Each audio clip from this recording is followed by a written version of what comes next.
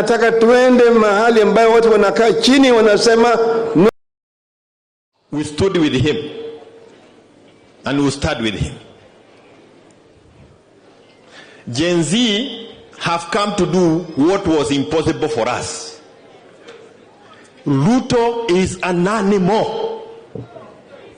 Ruto is an animal. I'm telling you, tukicheza na yeye atatukura sisi wote.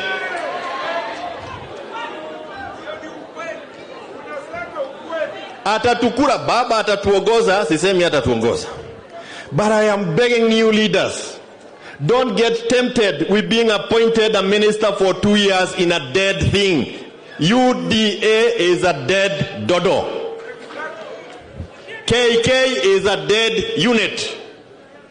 Anything we do is to give them life so that they can come and torment Kenyans more. Mimi nilipeleka mtoto wangu university juzi na nilimlipia 26,000 shillings per year. Leo hii wale ambao wanatakana kuingia university September mwaka huu, they have a bill for the same course, na niko na hiyo fee structure 316,000. 316,000. Mimi naona tumewasikia hawa Gen Z lakini hatujawaelewa. We have not understood them.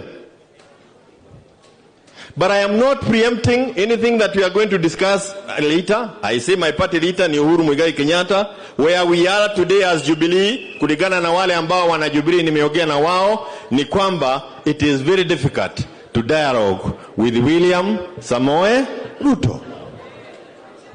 I have fought for Jubilee, aliiba Jubilee. Sasa mnataka nikakae chini na bado ameiba chama changu. Ai! Hi.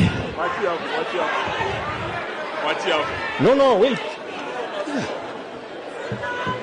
We are either going to have a country if we play. Ruto hana haja na Kenya, ako na haja tu kushida 2027.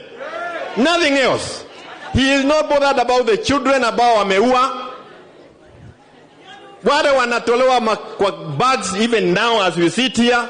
It becomes very difficult morally kwenda kuongea na mtu ambao amekunyongea mtoto jana usiku. Wengine hawajasikwa. Ai! Easy.